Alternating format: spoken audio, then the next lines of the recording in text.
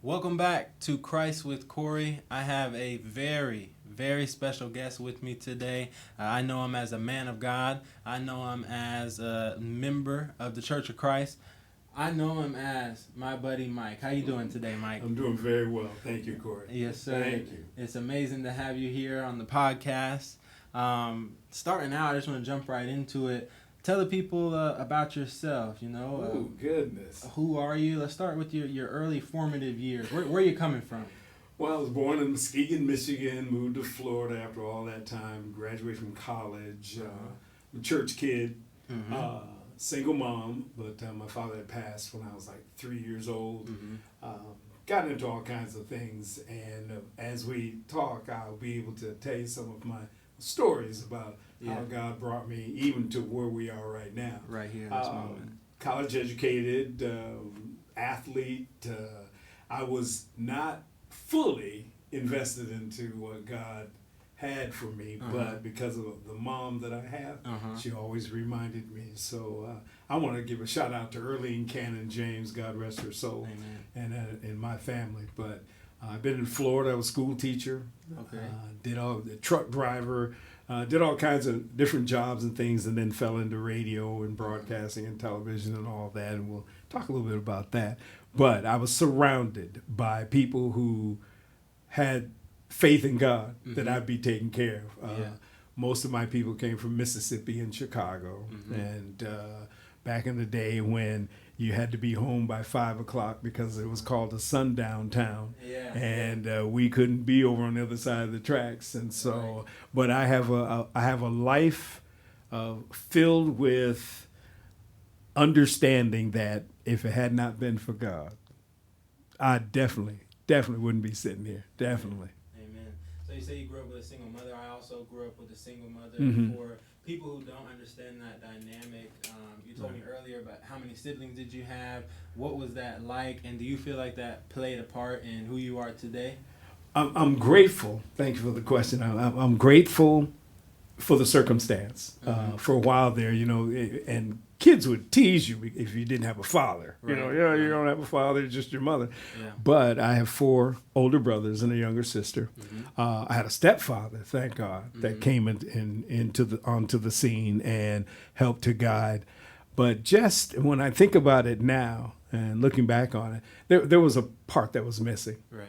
But because of my mother's faith, my grandmama and granddad, everybody praying over us and taking care of us, definitely had lived in a village. Yeah. And they made the difference. My aunts and my mother was one. She was the oldest of 17 kids.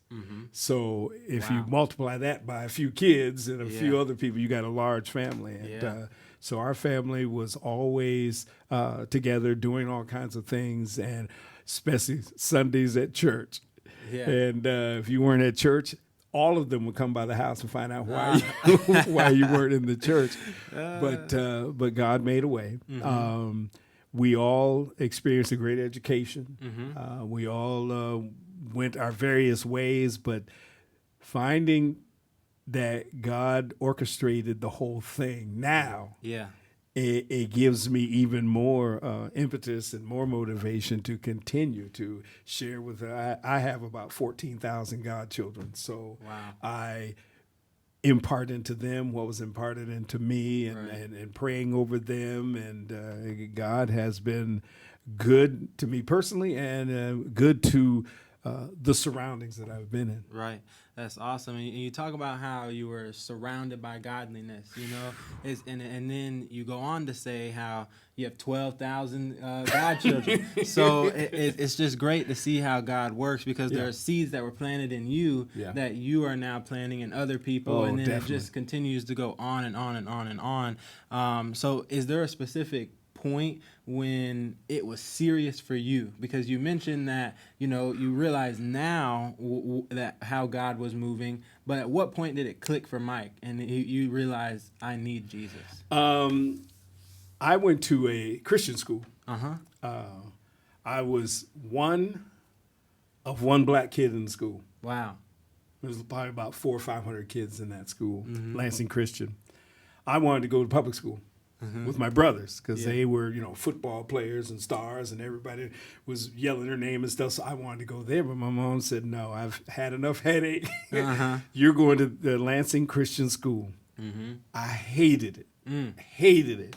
I got nobody, every day I was trying to complain about it. Right. But the more that I was there, the more the wall came down. I had a basketball coach, and he just drilled me that if you're going to be somebody, be somebody. Right. Instead of just hanging around and complaining about everything. Yeah. So between the coach, principal of the school, he became my father figure.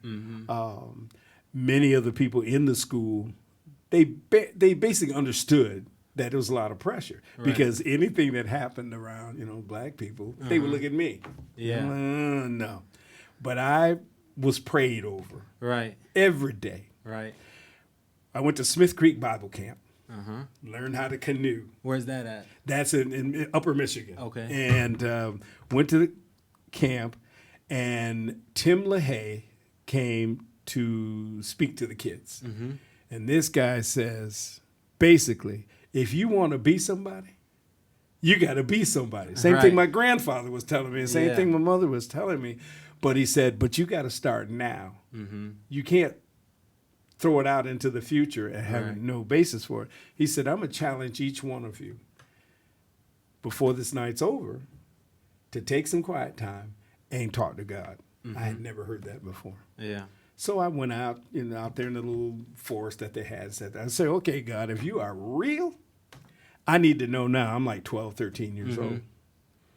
And I almost can swear now I heard a voice says it's saying it's time. Be serious about this. Yeah. My grades improved, my athleticism improved, my thought process about being in that circumstance improved.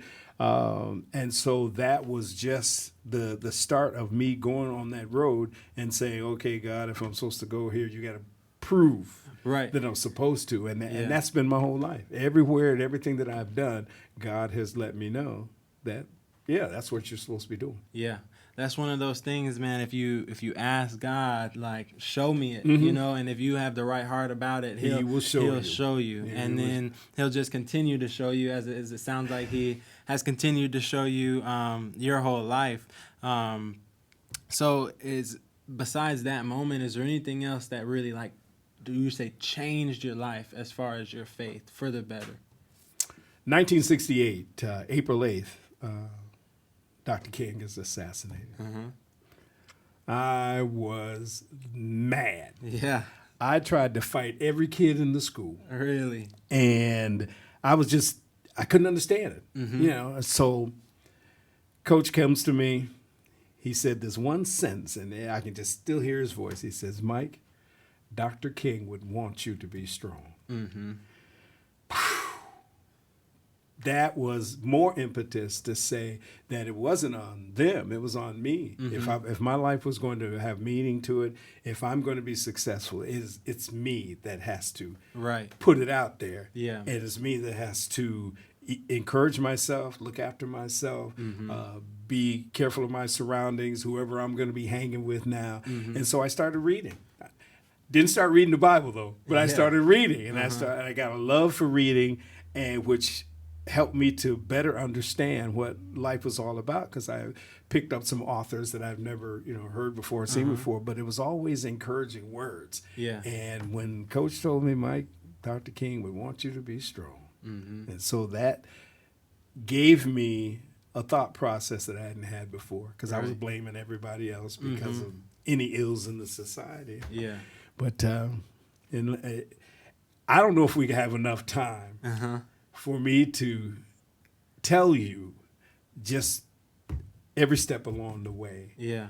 And when I look back on it, I say that was absolutely God, because it couldn't have been me. Yeah. Couldn't have been me, because I would have come up short every time. Yeah. I think that it would honestly be impossible Yes. for you to sit here and tell me every single way God has come through, because God comes through every single day. Every day. Every single day. So is that something that you still hold on to today, that thought process of, I have to do it? Like, no one's coming to save me. Jesus already saved me. It's up to me to make something of myself. Yeah. And what happened in my neighborhood, like I'll give you an example. My two oldest brothers were two of the original Black Panthers. Oh, wow. And their process was a very mild process to begin with. Help the neighborhood and, breakfast programs for the kids, make sure they're going to school. Yeah. And they would stand on street corners making sure the kids, we didn't get on the bus. We had to walk to school. Yeah. So they would make sure. They would like to protect in the neighborhood. And then when the pushback came, they had to decide. Now, are we just going to drop this, or are we going to try our best to enforce this? So Right. I saw my brothers strapped, Yeah. getting in fights and all kinds of things, Yeah. but they would not let me.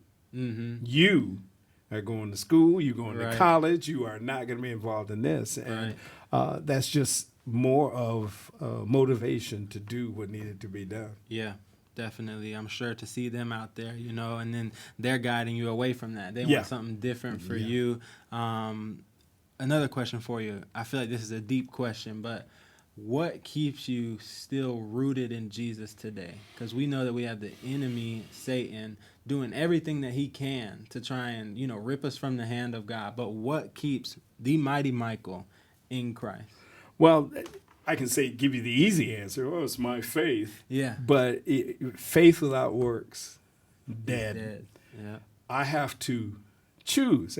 Some of my broadcasts, I tell people, if you're unhappy, you're choosing to be unhappy. Right. If you want to be happy, you have to choose that. So that means you might have to let go of some friends, come to a whole nother circumstance. But I felt like it was my responsibility because my mother, my example in life was my mother.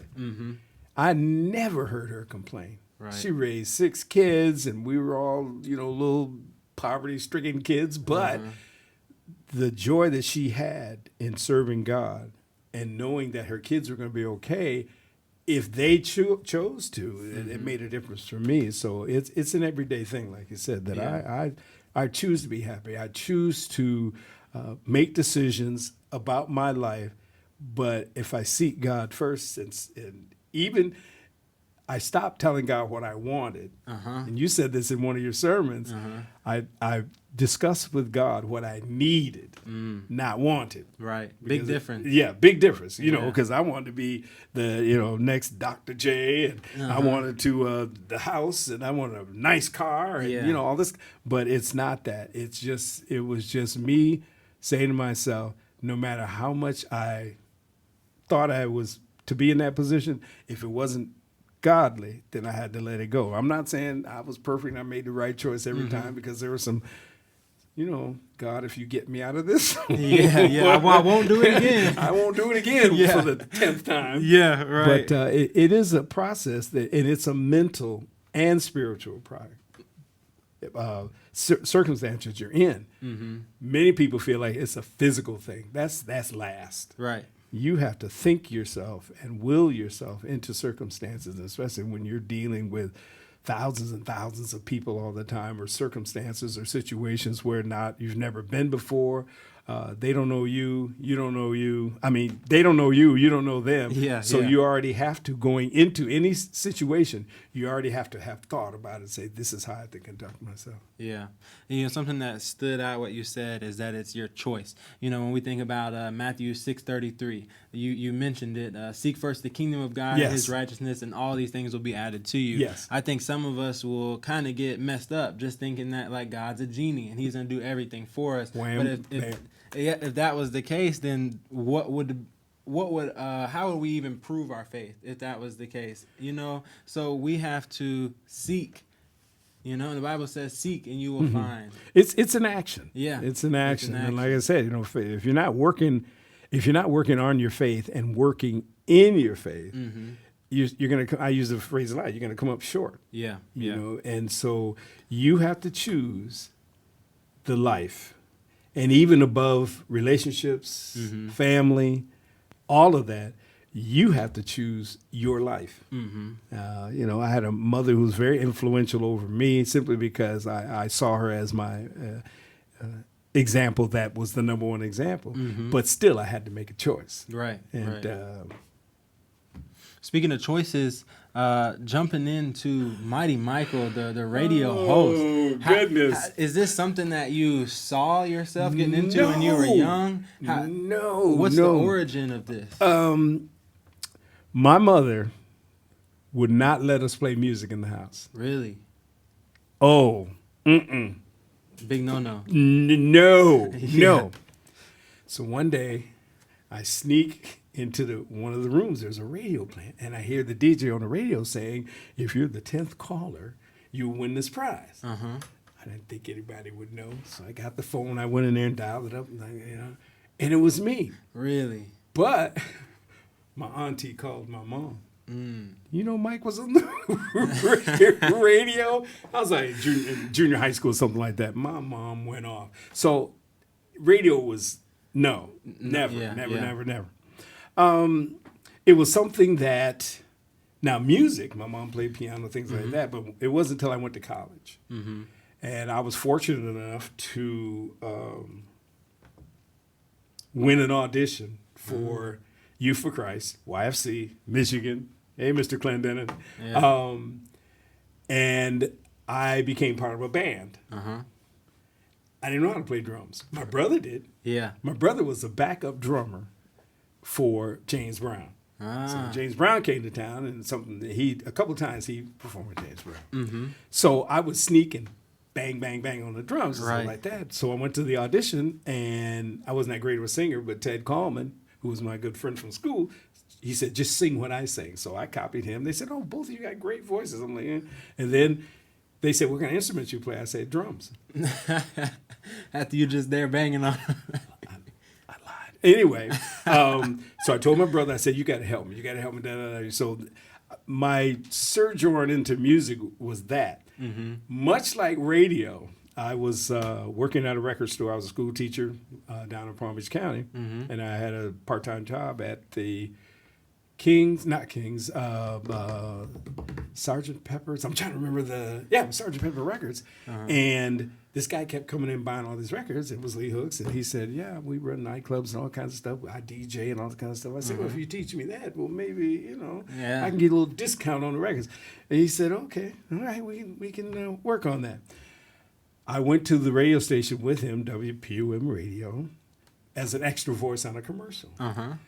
The program director comes in. He says, "Oh, the commercial's finished." He said, "But hey, Mike, you ever thought about being in radio?"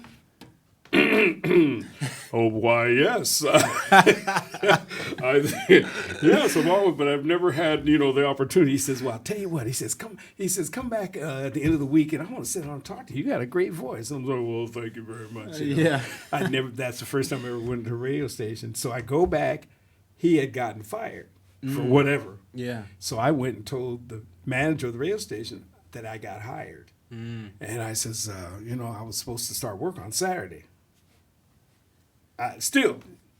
He says, "Oh, well, no problem. Come on in," and all this kind of stuff. So Thursday and Friday, I went to the radio station and sat and watched whatever they were doing, pushing buttons.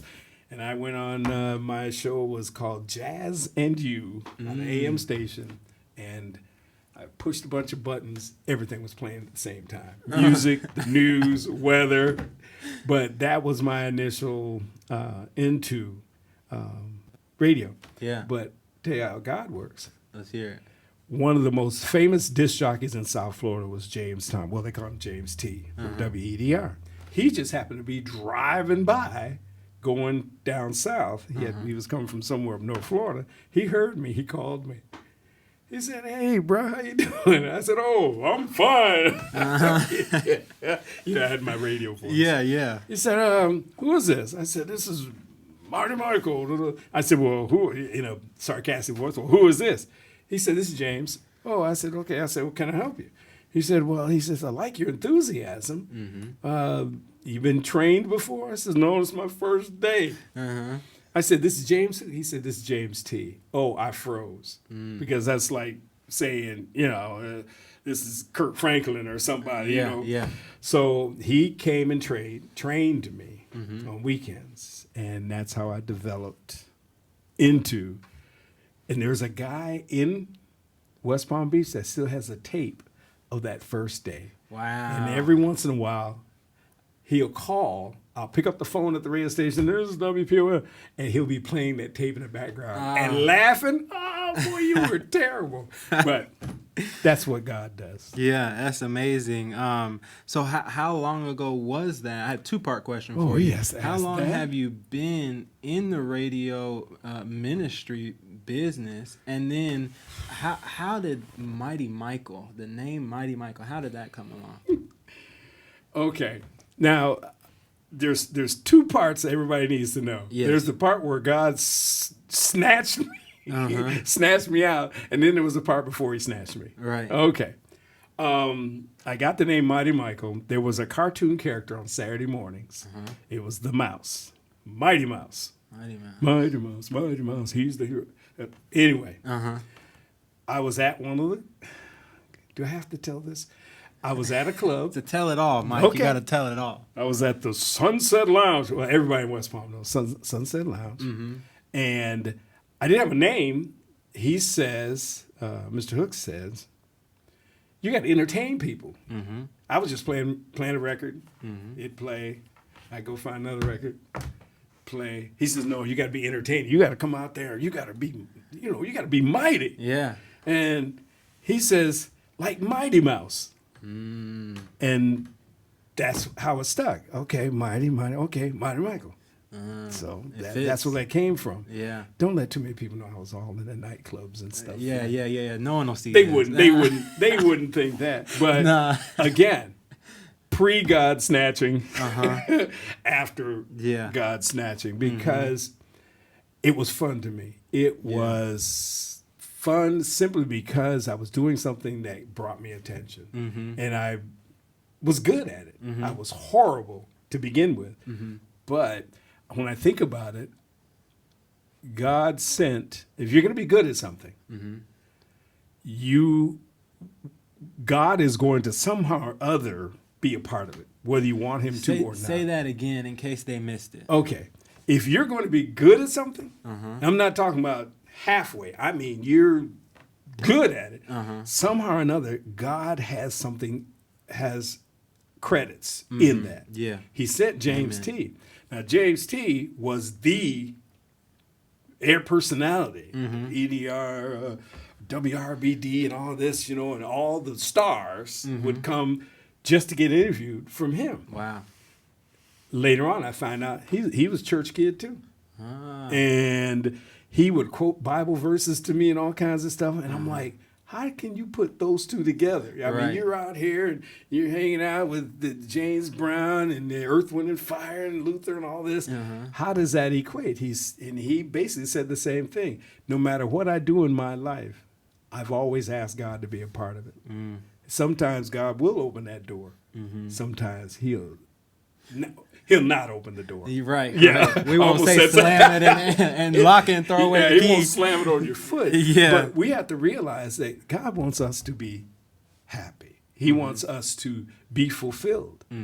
And no, I didn't know radio. When I went to college at Spring Arbor College, now Spring Arbor University, they had a radio station. I didn't even know it. No one ever said, oh, listen to, whichever. But the guy that was the disc jockey, he was my roommate. He never said a word. So I didn't get introduced to radio till I got to Florida. And with James T. And I have to shout these people out. Yeah. James T., also Chico the Virgo, Jerry Russian, Mad Hatter, Crown Prince. All these people decided that I was worth training. Right. And they were the ones that were at the top of them. Yeah. They could have said, Which I'm sure that meant a lot to you. It gave you a confidence. Getting on the radio is great, but you have to have the confidence because someone's going to call you and say, I don't like what you're doing. Now, you can either say, you can either try to jump through the microphone or you say, well, that's just what it is. But God instills God, even before, like he said, God knew me before I was even born. So along the way, I needed to have contact with certain people. Coach Peters and Mr. Bowden, the principal, and the people that knew my mom, Mr. Sepulveda, that came and fixed my mom's car for free. All these people were surrounding us. And God says, I'm going to mold you and give you all this. But one thing that many people forget is that we're supposed to go back and tell God, thank you. Right. When we realize it, because a lot of the times when we're in the middle of it, we wouldn't even think. Look at me. Yeah, right. We wouldn't even know what this grand plan is. But then when you realize, when you come to that knowledge, there's nothing you can do but say thank you. Got to. Got to. What would you say the most fulfilling part about radio has been for you in all your many years? And how many years has it been, by the way? Do I have to? You have to tell him. I saw you try to skip the question. I know. I thought maybe if I keep talking. No, I was born in 1951. Wow. I was born in 1951. This June, I'll be 75 years old. Wow. I've been in radio, doing that kind of thing.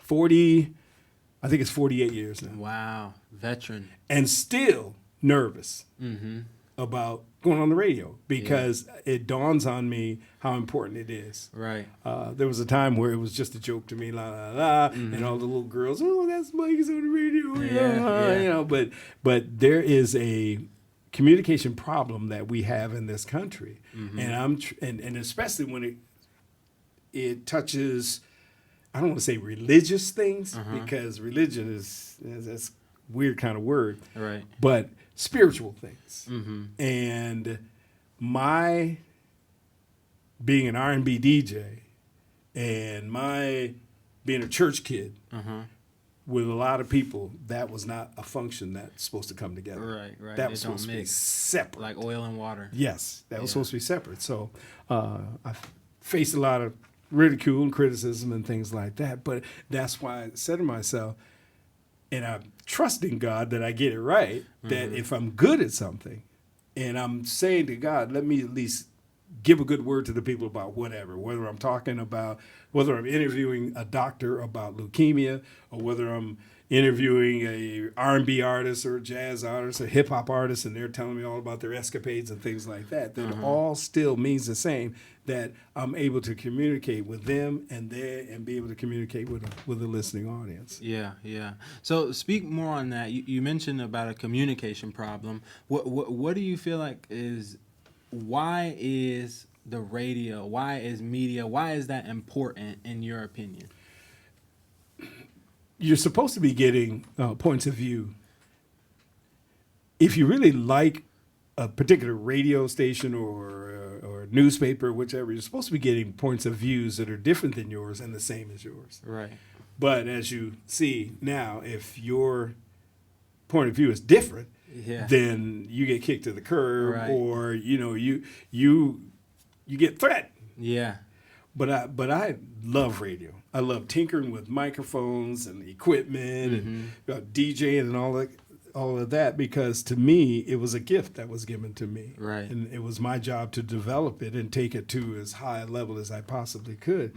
And there's something missing out of radio. Radio is so corporate now that it's gotten to the point where you have 5 seconds to say what you're going to say and don't say another word for another 15 minutes. Right. I don't care what it is. And I was at a couple radio stations where if I'm a radio personality or an air person, I'm giving people information at their level, and hopefully they're enjoying it because I'm enjoying the feedback that I get. Right.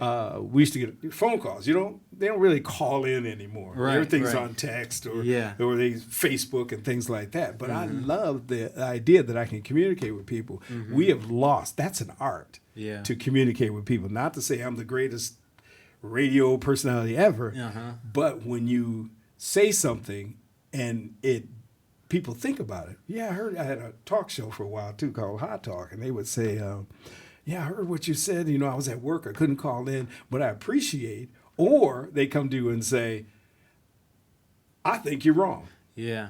And I say, well, how do you think that I'm wrong? And we discuss it back and forth, and then they go their way and I go my way. We're good. Yeah. But now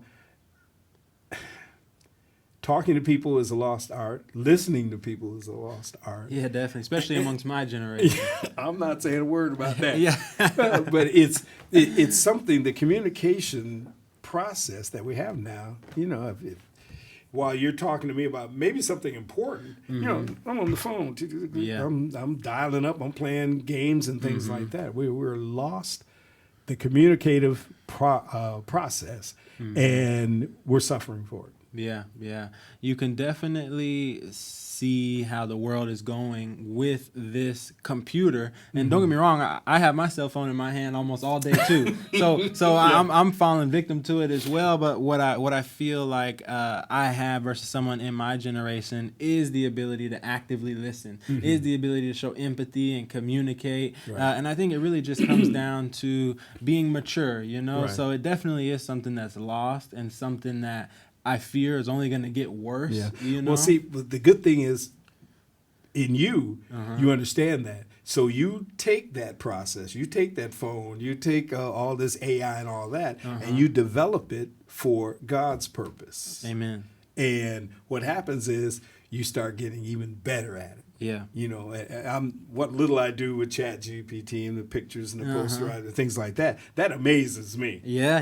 You But love that Chat GPT. Oh man, so I can make little posters for you my go little on radio Mighty show. Mike's Facebook, man, he's got it filled up with the Chat GPT flyers. But let me tell you, they look good. Thank you. And they Thank do you. it this quick, don't they? Yeah. And see, the thing is, that's something that scared of. I used to have a roommate. He was on the radio too. They called him Screamer, and he was a computer guy. Yeah. I was scared of computers because I just knew I was going to break it.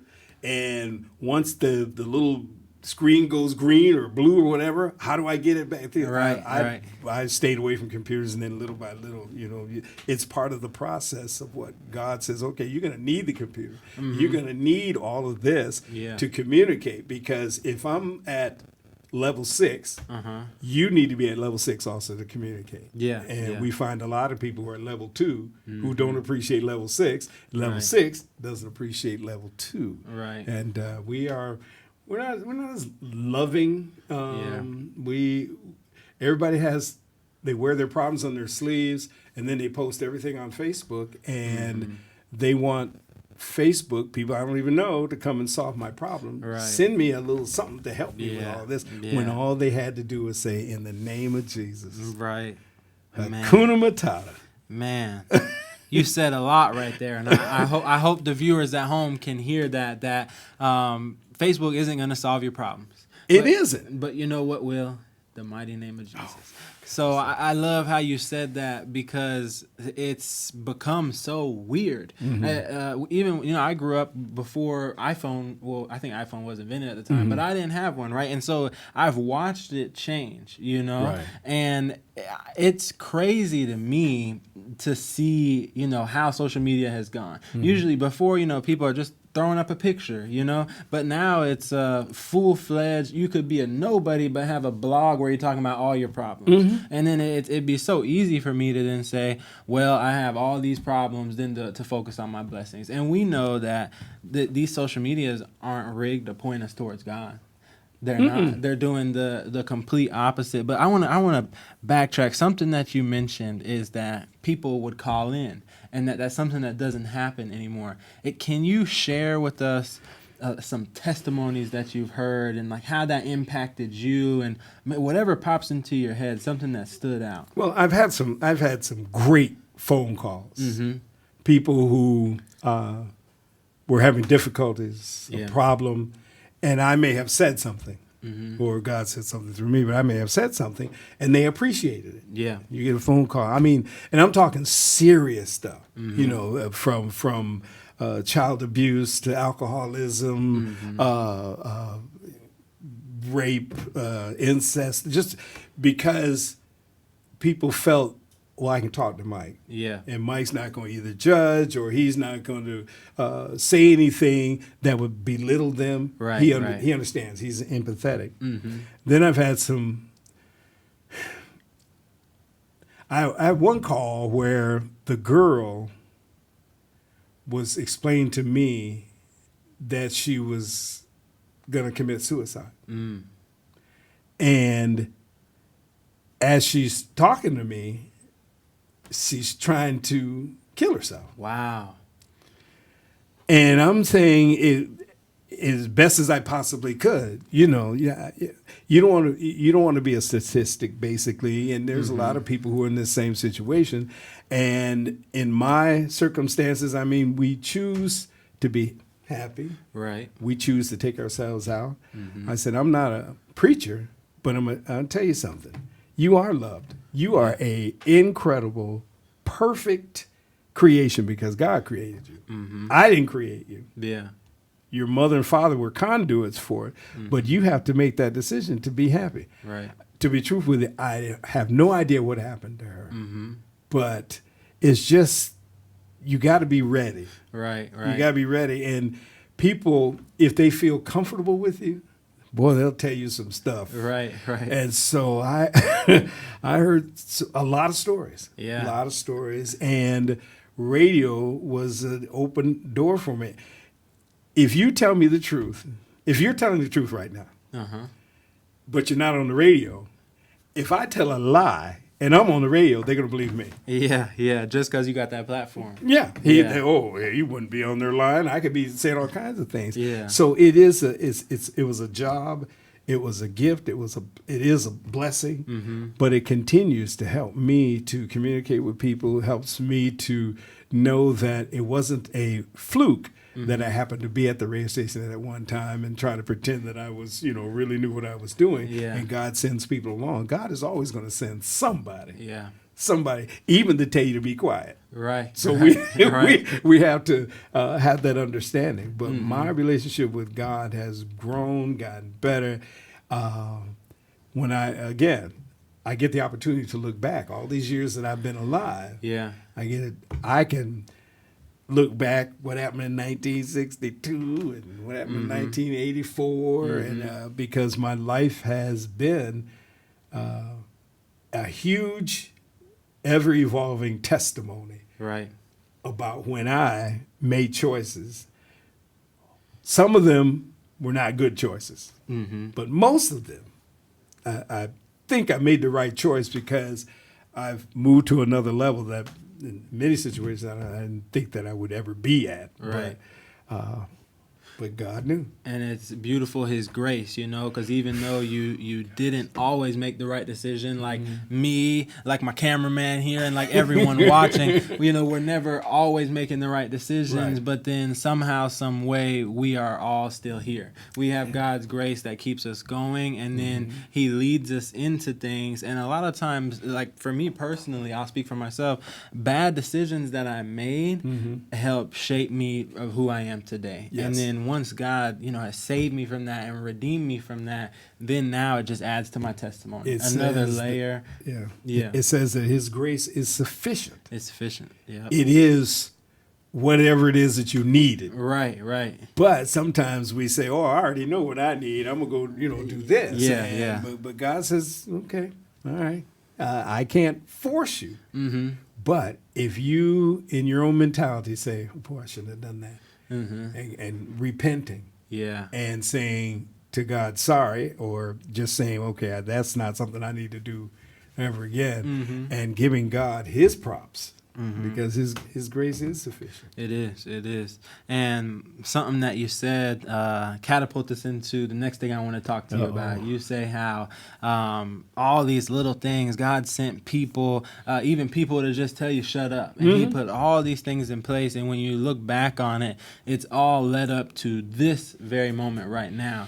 But then there's things that Mighty Michael is getting ready to do. I'll ask you this surface level question, and we'll get into it more. When did you first feel the calling or the pull or the nudge on your heart to step into missionary work? When I found out that my mom was 5'1". Wow. Maybe 100 pounds. She was a giant. Yeah, she was a big one. Yeah. But maybe 100 pounds. And when I found out she was going to Africa, my mother, quiet Miss Earlene James, was taking on the continent of Africa.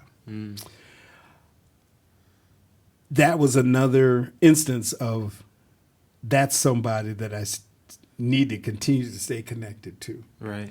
When did I kind of always knew that talking to people, it was a pleasure for me. Mm-hmm. Explaining to people, especially when I had a good example about something. Yeah.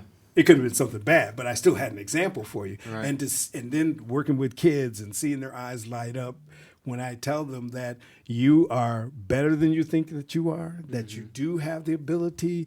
I'm bragging on God now. Yeah. I was a great basketball player. Uh-huh. I was little, but I was 5'4".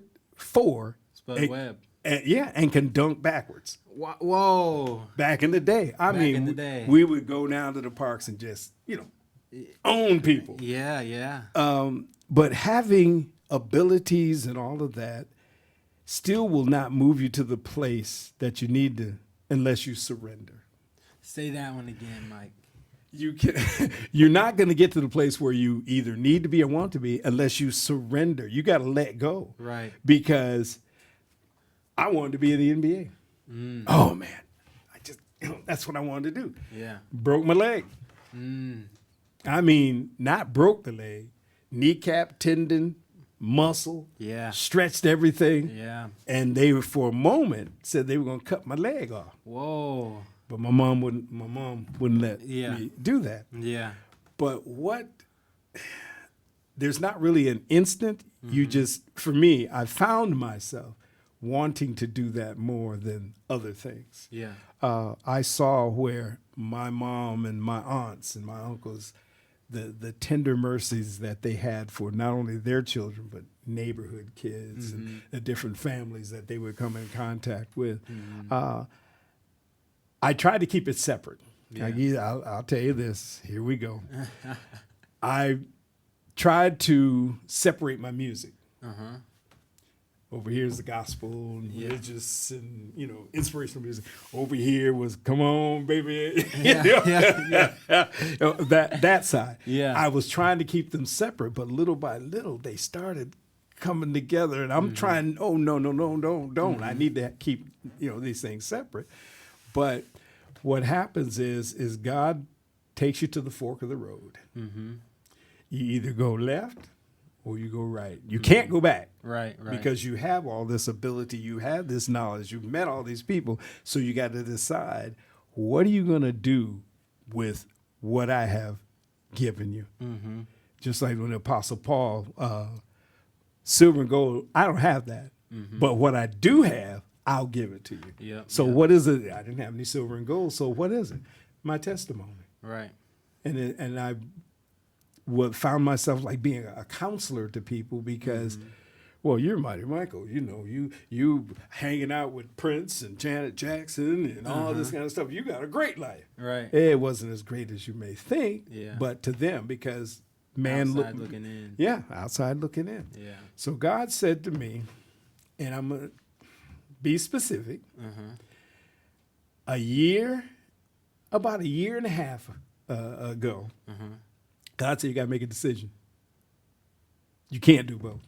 I mean, you're good at it, doing what you're doing, radio, but you have to, in order to gain what you need out of this, you got to make a decision.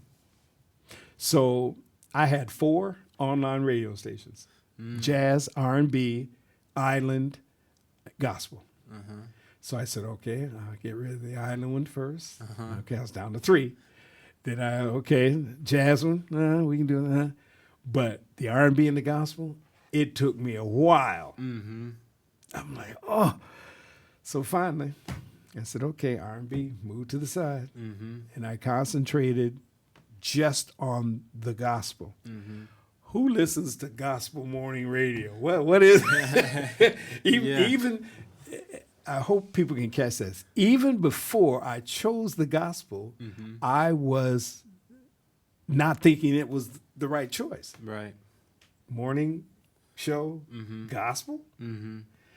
And so I hesitated. And then I just finally said, I got to do something.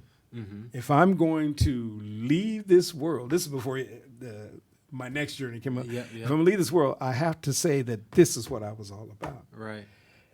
it was almost automatic when I shut down the R&B, started with the gospel, and like God told Aaron and Moses, all you got to do is open your mouth, and I will speak for you. Man, I'm having so much fun with the gospel side, the music and the presentation and what I'm saying to people, and the people on Facebook that are typing messages back.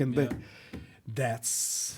And this is soul100.org that we're talking about. Soul100. Soul100.org. Yeah. Where can they find you on Facebook? Because that's where I tune in. You got the links on there. Oh, Facebook, I'm either at Michael Reed James, and that's my real name. That's his real name, Michael government name. Reed James. Yeah. You can go on Facebook on Soul100, or you can go and just listen to the music stream at soul100.org. Soul100.org. Yep. That's awesome. I'm sure it's hard to let go of, right? Because you have over here, you have all these things. You're letting go of all these things just to hold on to one. But I think it's easy to let go of things when we know that God will never let go of us. Yes. You know, Amen. and we know that He will always have our back, because there's going to be so many different routes that are available for you. Like you were saying, the fork in the road. But at the end of the day, you'll never lose choosing God. No. And once you do that, it'll blossom. It will, even though you doubted it. Well, even though I doubted it, I hold it even more close now. I mean, I'm gripping onto it simply because that is what's helping to save my life. Yeah. That is God tells us that we need to hold fast.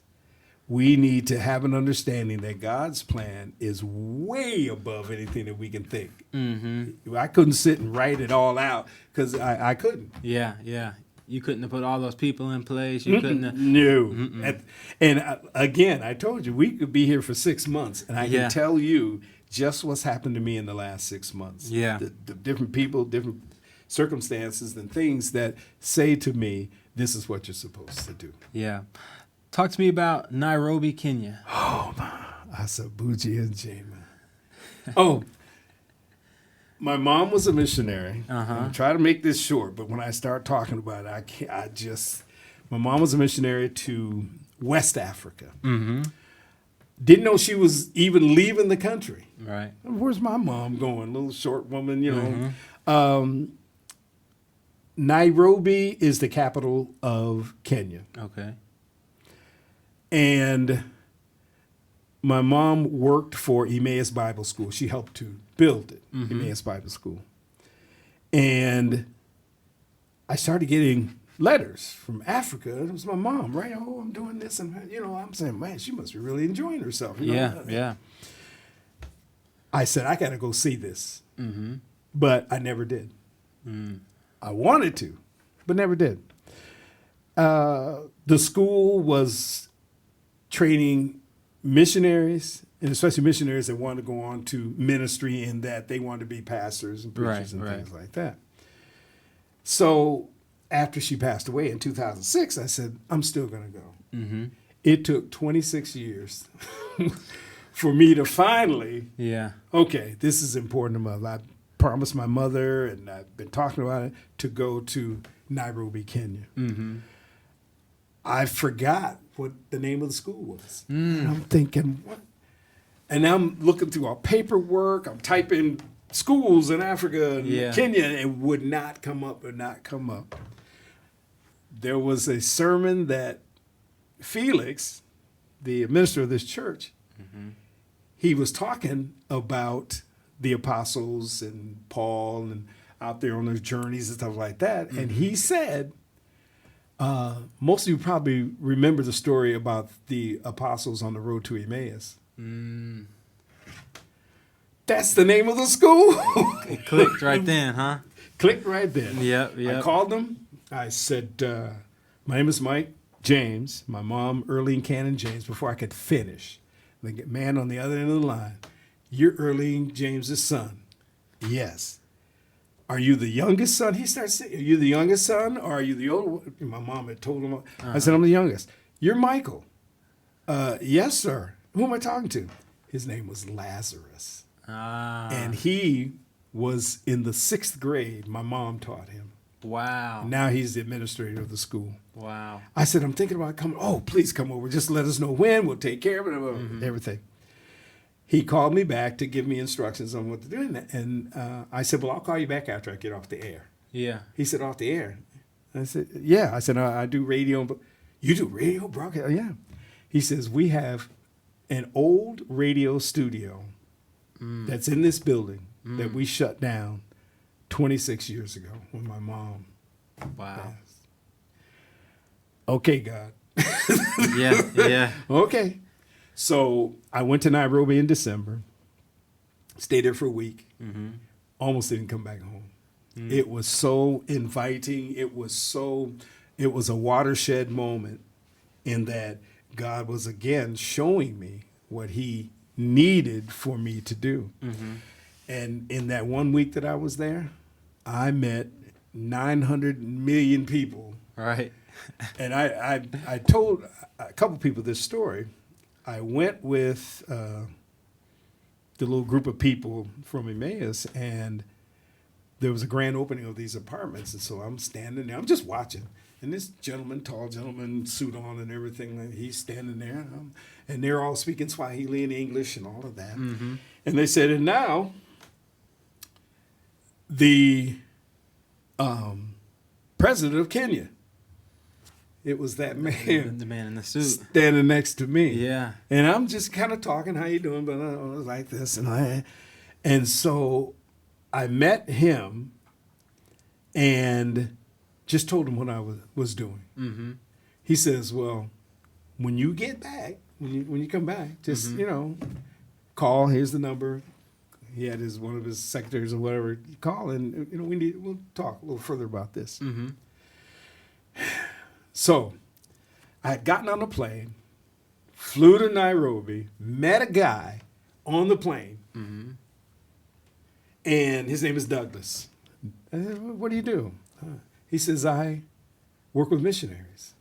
I help to place missionaries. If they say, I want to go to this part of Africa, Douglas will go ahead and put everything in place. All you have to do is show up. Yeah. Paved the way for him. Yeah, paved the way for him. So talked a little more with him, and he found out he was a music producer, a videographer, a photographer. He worked with the kids in Kenya. Kenya has Nairobi has the largest slum in Kenya. 3 million people live in this one slum. Wow. And he works with all the kids and all that. So I'm talking to him. This is what I'm doing. I'm coming over about radio and like this. And I said, oh, by the way, what's your name? His name was Doug James. Okay, God. Yeah. Doug James, Mike James. Yeah. Okay, let's go and do this. And like I said, there are so many avenues. So June 25th. June 25th. I am moving to Nairobi, Kenya. You are moving to Nairobi, Kenya. Yes, to help rebuild the radio station. Now we're going to be building a recording studio. They don't know it yet, but we're going to work on a podcast. And use all of the technology that goes with whatever the world is doing today to present God's gospel. Amen, brother. And I'm telling you, in that 1 week, everybody that I met is instrumental for this thing to happen. And so I'm not telling everybody they need to pack up and leave and go move to Africa, but it's quite inexpensive. But there's a political reason behind that. It's not the greatest reason, but the opportunities that are there, and they found me an apartment, which is a whole nother story, because Douglas James, he was driving. I had my eyes closed. You do not want to drive in Nairobi, Kenya. Right. Put Tokyo, Japan, Atlanta, Georgia, New York City, Kingston, Jamaica, all on the same road. And you're trying to go from one place to the next. So I said, God, if this is a part of it, I don't want to drive. I was going Right. to take my van and all that, but after I saw that, so the apartment that I'm going to be staying in, they found it. I told them I just need something close, and I need a nice bathroom. Yeah. Because Kenya doesn't have the greatest bathroom. Right. So they sent me pictures of the place, glassed in bathrooms, and everything is all marble and granite and all that kind of stuff. Wow. But it's 100 yards away from the front door of the school. Come on, God. I went outside and just a little. Yeah, you got to. Simply because God, like you said, God's grace and mercy, it is right where it needs to be. Every time. Every time. Yeah. You may feel, but when you get a chance to look back and see where God nudged something, or he presented something, or you felt something, it's like going through that door. God doesn't want you to go through the door is locked. You try, but you can't open it. Yeah. But then you find out that there was a wild rhinoceros that was running by the door at that particular time. Yeah. In the things that Nairobi, Kenya is presenting, it's another opportunity for me to enjoy radio, Yep. talk to people about my testimony, to support the mission of Emmaus Bible College, Lazarus and his wife Jane, thank you very much. And so God says, if you work with me, I'll draw all men unto you. If you lift me up. Yeah. And I'm telling you,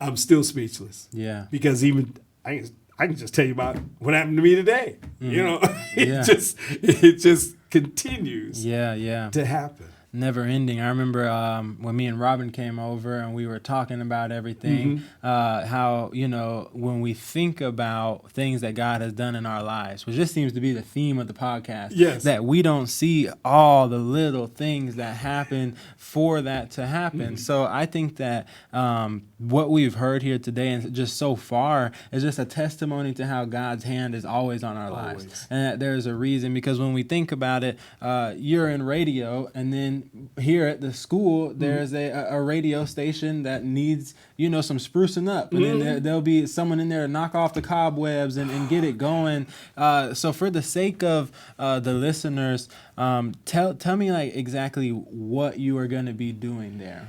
Ooh, or what is God going to be doing through you there? Okay. The government of Kenya is very strict about radio. You can't just walk in. Here in America, anybody can start an online station. You can talk trash about the government, anything you want. Not in Kenya. Right. Everything is regulated. But when you are applying to even come and live in Kenya, you have to explain yourself. Why are you coming to our country? Yeah. Do we need you? Because if not, they're not letting you in. Right. So mine was training volunteers, because it's a nonprofit. Yeah. Training volunteers in radio, in recording, and in social media, all the technical things. So my job basically is building this radio station from scratch, but it's going to be an online station first. But what has happened, the day that I went to Kenya, I'll tell you what God does. The day I landed in Kenya, the government decided to expand the bandwidth for its radio stations. Wow. So if you dial 104.5, you get one radio station. Next year in Kenya, you dial 104.5, you get 10 radio stations, but you just put the call letters, WSBC or whatever, and that'll pull up that station. So they're expanding. So there is, in Nairobi already, there's 60 radio stations. And I listened to a lot of them just to see where I can fit in. Yeah. But my job is going to be building a radio station and hopefully be one of the new broadcasters that will receive a license to be able to go on live air. Right now, it'll just be on Facebook and online. They have a recording. They don't have a recording studio, but Douglas, He's a recording engineer. He's got some music. I gotta say hello to the Alats kids. He's produced some music with them. Yeah. In his bedroom in the closet. So I said he's gonna need another space. Yeah. So it was an old, like this studio is big studio, but in the old days they would have two rooms: the little room for the engineer, and then the room for the DJ or whoever's being interviewed. They would talk in the other room. Yeah. So I'm going to take the bigger room, make it into one radio station, and the little room we're going to make it into a recording studio, and it's all in that building. Yeah. And so I have a picture of my mom sitting at her desk, and her desk is right in front of those two doors. Wow. So God continues to say, Yeah. I got you. Yeah. Yeah. Working, you want to know everything? I'm working with the prison ministry that they have. Yeah. I'll be working with that. I am putting together all the people that I know, and one way or another, they're going to be instrumental in this thing being successful. Especially when I'm on the radio coming up at 9 o'clock. It's going to be Pastor Corey. I have recordings of you. I have recordings of Felix, and I might get a recording. Our silent engineer. Yeah. But he's doing the Lord's work back yes, there. Yeah. every person I know, God says they're here for a purpose. Yep. And so I'll be making some phone calls, and I'll be calling you late at night. Well, it's 8 hours difference. Okay. So at midnight, it's 8 o'clock in the morning. Okay. So I will try to, understand that. But Right. But if I need you, I know you'll come running. Yep. I got a story. Oh, never mind. Next question. I'm telling you, we'd be here all day. So I'm sure with making the commitment June 25th to move there full time, you're not just going just to visit. No. You're moving there full time to do whatever the Lord has for you. I mean, you've listed off that you're going to be helping with the radio station, hoping to actually, be on air. Yeah. But for now, it'll just be on Facebook. You're going to be volunteering, training up people in the school, helping just in all these ways that you can. With all that you're going to do, there's people who are scared to go outside of their home. So my question for you is, what do you do with the doubt and the uncertainty, and how do you push through that? It's a process. It's a process. But one thing that a recurring theme that came up in the New Testament was one of the things that discouraged Jesus when he said to them, "O ye of little faith." You can't have little faith and do what God needs for you to do. You gotta either you trust him or you don't. Right. And it would be very hard for me to say to my mother, "Look at all this, but I'm not going." Right. Right. Look at all that has happened to me up to this day, and I'm deciding no. Now, I told God, I said, God, I didn't call God crazy, but I said, no. Yeah. No. I come to church. Felix is preaching again. He says, I want to tell you the story about the young man that came to Jesus and wanted Jesus' blessing and to find out how he could get into God's kingdom. Jesus told him, you go home and sell everything and come back and see me. Yeah. He never came back. It's a commitment, just like I made a commitment to everything else: basketball, going to college, traveling, whatever it is I do. It's that commitment and more. Yeah. And you got to tell yourself that almost every day, because along comes who. Man, you don't really need to do that. You're doing fine right here. Yeah. They don't need you. They get somebody else to do that. Yeah. No, God told me to go and involve myself and do what I have to do. Anybody that has any doubts, everybody has doubts. Yeah, everybody has doubts. Even how I know, I have no idea what's going to happen in the next 10 minutes. I just know that right now I made a commitment to do what it is I'm doing. Just like, when you asked me, would you like to come in? And of course. Yeah. I'm a professional talker. Yeah, professional talker. How did I know what was going to happen between then? That was a few days ago, so how do I know? Yeah. So everything is faith. Everything. Yeah. Beautiful weather, But then probably in the next couple of hours, you're going to see Moses and Noah floating by because did you catch that rain? I did. It was beating on the window, man. Telling you. Trying to come inside. So you never know from moment to moment, but God says, I will never leave you, never forsake you. Also, he says, whenever I read these verses in Romans, and Apostle Paul says, for I am convinced there is nothing that can separate me from the love of God. Nothing. Yeah. So I can't name anything, so why would I even try? So when I finally said to myself, this is it. It's got to be. It can't be anything else because he's not directing me to anything else but to Nairobi, Kenya. Yeah. I started reading stories about Africa, I started reading stories about Africa. My first time I ever even thought about Africa, really, was when I was trying to convince my teacher that Cleopatra was white and not black. And I argued with her so bad that my mom had to come to the school because I was telling her, no, Cleopatra was white. She was saying no. So because I saw the movie Cleopatra with Elizabeth Taylor and all that, so she took me to the library, Lansing, Michigan. It had about 5 books, Black history, whatever. Yeah. And I saw those pictures, and what?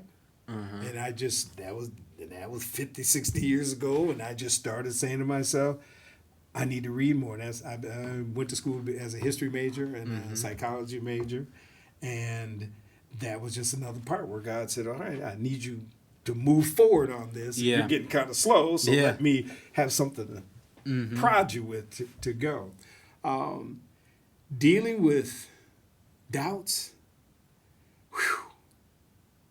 because if you're standing on a cliff and you look down, you got doubts. Yeah.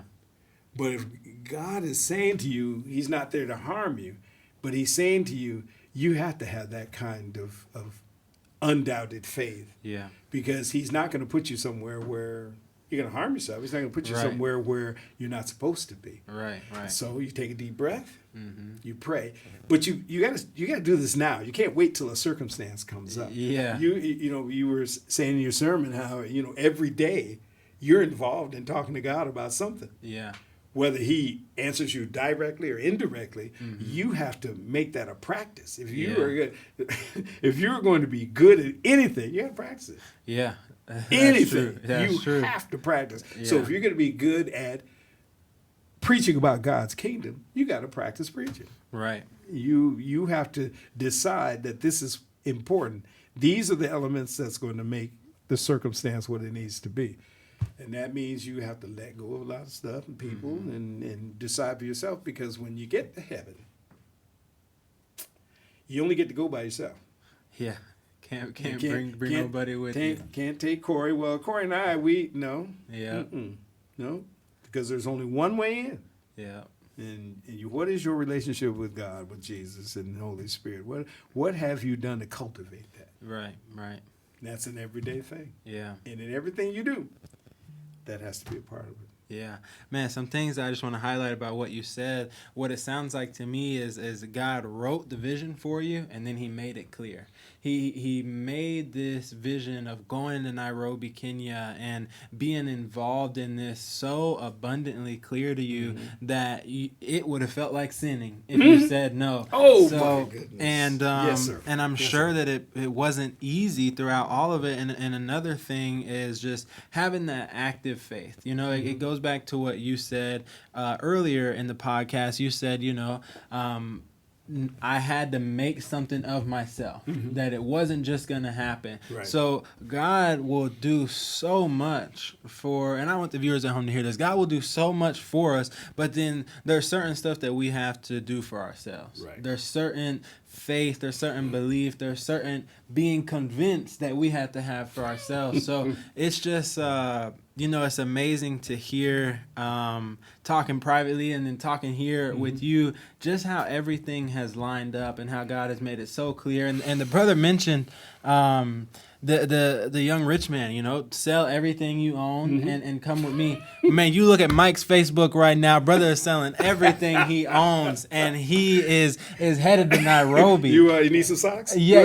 What you need? You need a van. You need some music equipment. Brother Mike has everything. So it's really profound, and I think that a lot of people see people going on mission trips and people, but they don't understand, you know, actually what it takes. Me being included, I've never left the country. I've never got to firsthand see conditions that people are living in. You know, I'm used to air conditioning. Yeah, my AC will be out from time to time, but I'm used to a sweeter lifestyle. So what do you think that Americans, you know, don't understand About how spoiled we are? Yeah. We are so spoiled that when we think that we have a bad day, our worst day is the best day for some of the people that I've seen. Yeah. What was so incredible, these kids that are in Kenya, they live, some of them live outdoors. And when we had a chance to go visit the slum and all that, because they work with them, no doors, no windows, no bathrooms, no air conditioning, no refrigeration, no food, no microwaves, no computers, no phones, you go down that whole list. Yeah. And we'll stand in line for 5 days to buy the new iPhone. Buy the new shoes, buy the new whatever. When I saw a commercial that said, get the new iPhone, we'll get you $800 discount. What kind of phone can you get an $800 discount on it? Yeah, you can keep that phone. Yeah, but they're happy, polite. Yeah. These little kids, they would stand in line and wait for the instructions. I think, and I'm not saying it to put anybody down or things like that. We don't realize how blessed we are. We're in the midst of this. I'm not political. I'm not doing that, but we're in the midst of what we're in the midst of. Right. And we think it's the end of the world. Yeah. Not even close. Not even close. Yeah. Not whatever arguments are going on, whatever disagreements are going on, still not even close. And you think that you're upset because, gas prices, you're upset because of food prices. You should be upset because there's no food. Yeah. Not the price of it. Yeah. There is none. Right. But all of that together gave me a sense of when I thought it was one thing, it wasn't. When I was scared, why? Right. When I was doubting, why? Because my circumstance was what I thought was terrible was far above what I saw. But what I'm also seeing is a country that is deciding we're going to stand up. We're going to take care of the people inside the country before we start taking care or continue to take care of the people outside the country. Right. One thing that people need to know is Africa is not a country, it's a continent. Right. And on the continent, there's 55 countries. Right. Some of us missed that in geometry class. Yeah. So when we talk about Africa, you're talking about 55 countries, 2,200 different dialects. You're talking millions and millions of people, but they have a great, incredible history. So now they're deciding, these countries are deciding to come together. So my passport, in December, my passport was only good for Kenya. And to go to another place, I had to get another visa, had to go all that. Yeah. Now there's 15 places I can go on the continent. Nice. But they're putting it one Africa. But they are so spiritual. And when you hear the music, man, and I'm a music person. Yeah. So when I hear, it's called a mapiano. It's kind of African beat. You know, a lot of those music, even the R&B songs, jazz songs, gospel songs have that same beat to it. But they are into that music. I mean, I went to a couple church services, and you know, I'm not afraid to say I just wept because it just felt so good, because I was on this journey. God was leading me on this journey, and I kept running into circumstances where God says, "Here, this is for you. Just keep doing what you're doing, keep moving, because we're gonna take care of that." And so, whoo, goodness. Yeah, I mean, we can go on and on. Well, that was part one, and I know we got part 12 to do later. Yeah. Like I said, today is May 29th. The brother leaves June 25th. So every single day until then, you're going to hear from Mighty Michael. Not really, but could just go on and on and on and on and on. If someone right now feels like God is calling them to do something, but like you said, everyone has doubts, everyone has fear. To sum it up, what would you tell that person? You can do well, actually, you split it. If God is telling you to do something, but your brain is saying something else, measure it. God is saying, do this. Okay? If you don't do that, tell me what you're going to do then. All right. What's your plan? I got an acronym for Chat GPT in just a moment. Yeah. What is the plan? God will never stress you or distress you. You may be working somewhere and you're thinking, man, another job might open up. Okay. Now, if you're thinking God opened this door, what's going to happen if you close the door or you don't do? If you don't practice? Yeah. What's the alternative? Right.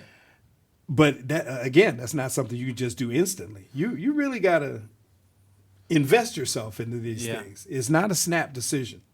It took me 1.5 years to even say, "Oh, okay, I'm going to try this. I'm going to try this." Yeah. But along that 1.5 years, I got all my little pointers. There's a reason that it had to things. be 1.5 years. Had to be. God had so many things to be lined up, and you know, we'll keep certain stuff private, but so many things that lined up in my life that have to do with your life, and so it's just, it's crazy. Yes, sir. Know? And you want to hear about what Chat GPT? Yeah. I'm sorry, I cut you off. We talked about God providing and making provisions, and how I would take the Chat GPT and do the pictures and things like this. Yeah. Well, the GPT stands for God planned this. You can have that. Chat GPT stands for chat. We'll keep chat, but God planned this. God planned this. God planned every single thing. For you about to embark to Nairobi, Kenya, to do all that God has called you to do in such a short amount of time, it's coming up. You know that you have the prayers of Midway Road Church of Christ here, I know that. Yes. For viewers listening, is there any specific way that they can be praying for you? I can do the simple thing, just praying that God's will is going to be done. And I'm tasked. Well, I finally can say that word now. I'm tasked to do this. Yeah. Because of what God gave me. Right. He gave me a family, gave me my mom, he gave me a stepfather that cared for me. He's given me a church family. That's a whole nother story, how I got here. Yeah. And then to be able to look and see you and our Mr. Engineer. Seeing the young people of this church who are becoming even more responsible and even more committed. I would tell, praying is a personal thing. It is. But what you pray about, it may not even be about you. We're supposed to pray for one another. We are. So when you start exhibiting God-like tendencies, what God is requiring from each one of us, that helps you to jump over that mud puddle that's there, because God says, I need you over here, but you're looking over there. So what brings you along is being able to trust God. Trust God. But it's not quick. It's not a quick process. Oh, he healed me and I'm great. No. Along comes that other person. Yeah. He didn't really heal you. You're going to be okay anyway. Yeah. And so I've suggested people that reading your Bible, listen to podcasts, sit down and talk with your friends. Yeah. Whatever circle that you're in, evaluate that. Because what's influencing you are basically the things that are closest to you. Yeah. So evaluate that. Not that you need to run off and throw people out of your lives and things like that, because God will provide that. Yeah. I'm not so much in with the people that I used to be in with. It's a whole nother circumstance, a whole nother situation that I'm in. But if you have any kind of doubts, you just tell God you want him to help you to have less doubt. Does not necessarily mean all of a sudden a Rolls Royce is going to pull up and, your bank account is flowing with milk and honey and all this. Yeah. It's just that he will care for you to help to guide you as you, it's not fast. Sometimes it slows down, but it doesn't stop. Right. And so you have to, I want to be happy. God, how am I going to be happy? Yeah. Next thing you know, the people you used to hang with, you don't hang with them anymore. Yep. He makes a way every single time. Those were single time. Great remarks. But before I let you go, I want to ask you, do you have any closing remarks? Anything that you want the people who are going to watch this podcast, and hopefully they watch it all the way through so they get to this part. I'm sure it's going to be the best part. Any final remarks? For those of you that are on the fence, and I'm going to use myself as an example because I was a professional fence rider. You got to make a choice. Choose you or choose ye this day. Are you going to serve or not serve? Are you going to be a part of God's kingdom or not? I never try to scare people, you're fire and brimstone and you're going to hell. And no, it's what's best for your life. And what's best for your life is the best choices that you can possibly make.